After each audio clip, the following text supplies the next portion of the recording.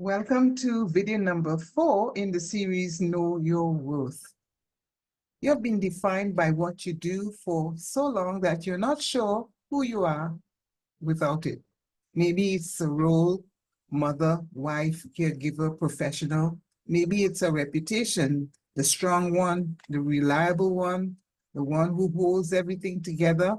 Maybe it's something darker, something you did to survive, something circumstances demanded of you, something you're not proud of but could not see a way out.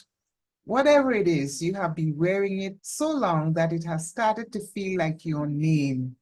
Today, I want to introduce you to a woman who wore the heaviest label a woman could carry, and I want to show you what God did with it. Her name was Rahab, and before I tell you anything about her, I need to tell you what everybody called her. Rahab the harlot. And that was her full name as far as the world was concerned. Not Rahab the woman, not Rahab the daughter, not Rahab the person with a story behind her eyes, just Rahab the harlot. Her function was her identity. What she did was all anyone saw. And she had been carrying that name for so long that she had almost stopped believing there was any more underneath it. Here is her story. Rahab was a businesswoman, you know. Her house was in the best location in Jericho, and she serviced some of the most prominent and influential men in the community: doctors, lawyers, magistrates, politicians. She was well known, and her business thrived. Was she proud of herself? Not at all. But you would never have guessed. She projected a good outward appearance. She developed a cold and uncaring exterior, but no one ever suspected the pain, the shame, the disgust, the self-hatred she carried on the inside.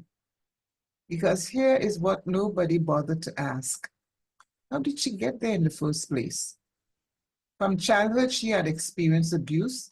That was all she knew. From early adolescence, she practiced promiscuity. From early adolescence, she practiced a promiscuous lifestyle because anyone who showed her a little love could have her. And then she discovered she could earn a living from it, and she went with the flow.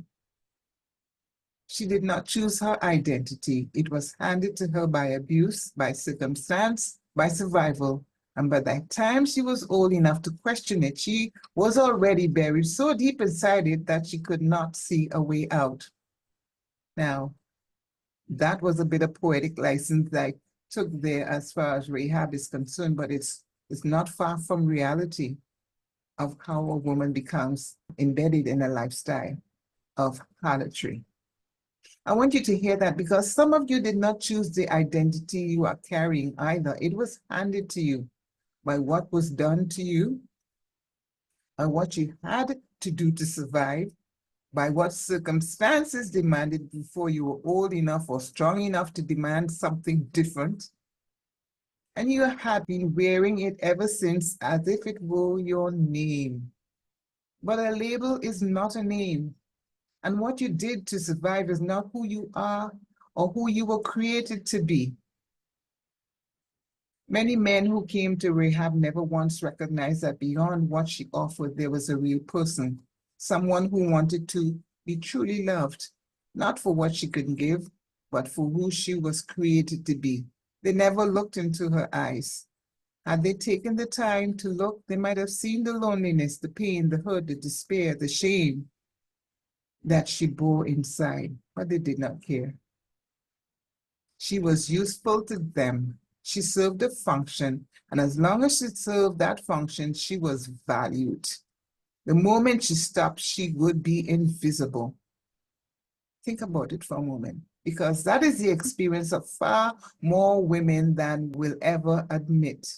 Not necessarily in the way Rahab experienced it, but the feeling of being valued only for what you produce, what you provide, what you perform.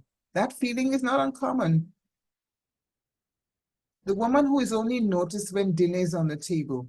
The woman whose worth is measured entirely by her output. The woman in ministry who is celebrated for her gifting but never seen as a person. The woman who has given and given and given and quietly wonders whether anyone would stay if she stopped. Rahab's story is not as far from yours as you might think. She was dead inside. She hated what she had become, but she felt bound, unable to free herself. She wanted more. She wanted change. But what good could come from her life anyway?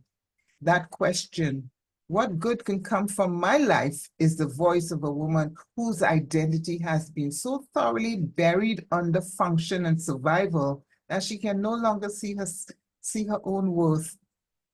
But God had not lost sight of her. One day, two men came to her house, but these men were different.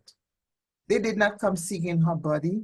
They were servants of God on a mission, and they needed refuge. And Rahab, she hid them. Why did she do it?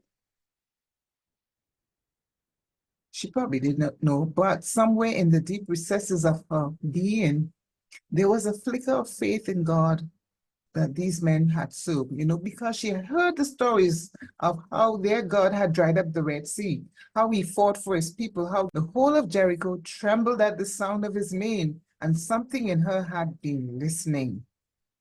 She risked her life to hide those men. In exchange, she asked for one thing: protection for herself and her family when the invasion came.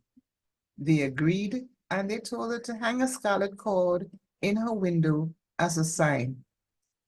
If you want to be protected, this is what you have to do. Now, there's so much symbolism in there. Now, I want you to see what God did here, because this is the moment, the most important moment in Rahab's story. He did not ask her to clean herself up. He did not require her to earn a new reputation before he could extend his grace to her. He did not ask her to remove the evidence of her past from the window. He used it. That scarlet cord hanging in the window of a harlot's house became the sign of her salvation, the marker of her deliverance, the evidence that grace had visited this address. God took the very thing that marked her as an outcast and made it the symbol of her rescue. Your history is not disqualifying. In the hands of God, it becomes the very thing that marks where grace has been. When the walls of Jericho came down, every living thing in that city was destroyed, except Rahab and her family. And in that moment, something profound happened. Rahab the harlot ceased to be her name, not because she had earned a better one, not because she had performed her way into a new reputation, not because enough time had passed for people to forget about, who she was, but because a God she had never known knew her.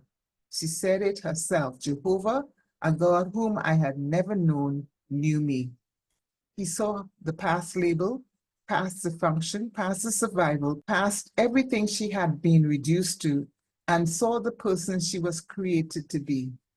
And that is the worth shift this video exists to deliver. You're not what you have done. You're not what was done to you. You're not the role you have been filling or the function you have been serving or the label that was placed on you before you were old enough to refuse it. God knew you before any of that happened. He has never once looked at you and seen only your function. He has never reduced you to your usefulness as people do. And then when you're not useful anymore, they cast you aside. He has never valued you based on your output.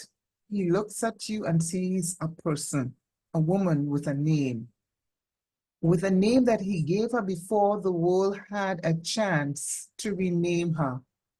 The question is not whether God knows who you are. The question is whether you are ready to stop introducing yourself by your label and start living the name he gave you. Rahab's story does not end with the walls coming down. What God did with her life after that moment is extraordinary. And it is a conversation we are going to have, but not today. For now, I just want you to sit with the truth. That one truth: you are more than what you do, more than what you have done, more than what was done to you, more than the function you have been filling for everyone around you. And the first step towards living that truth is getting honest about which label you have been answering to. I've created a soul journey assessment, and the link is below, and it's the first honest conversation for you to have. It's not about your past, it's not about your person, it's the woman God created underneath everything life has layered on top of her. Take it, it's just 3 minutes, it's free. And she's been waiting, that is you, been waiting a long time to be found. And stay with me, because in a later video is where everything we have been building towards finally lands. You are not your label. You are who God named you before the world had a chance to define you. Even if that's the only thing you remember, take it and let it burn upon your heart. You're not a label. You're who God named you before the world had a chance to define you. So I'll see you in the next video.